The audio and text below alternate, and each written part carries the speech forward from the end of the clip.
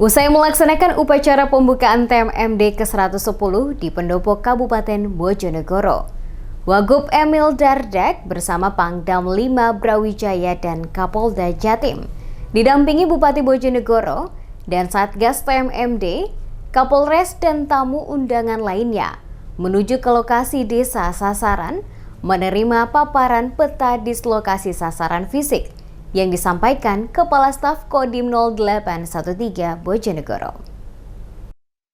Dalam serangkaian pembukaan program TNI Manunggal Membangun Desa Reguler ke-110 Bojonegoro, Wakil Gubernur Jawa Timur Emil Elistianto Dardak bersama Forkopimda kunjungi lokasi sasaran TMMD di Desa Ngerancang dan Jatimulyo.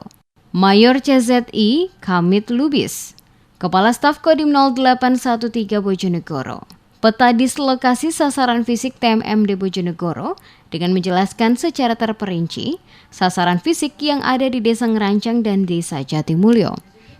Kami akan menjelaskan sasaran-sasaran TMMD ke-110 tahun 2021. Yang pertama sasarannya adalah Rehab SD Ngerambah di sini, Bapak Ibu sekalian, wilayahnya Desa Ngerancang.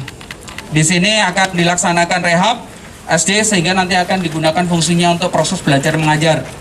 Untuk sasaran berikutnya kita akan melaksanakan normalisasi sungai di Desa Ngerancang sepanjang 1.500 meter.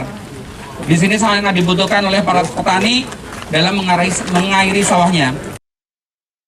Dengan paparan tersebut diharapkan Wakil Gubernur Jawa Timur bersama rombongan dan tamu undangan yang lain memahami dan mengerti seluruh rangkaian kegiatan sasaran fisik di pelaksanaan TMMD ke-110 Kodim 0813 Bojonegoro.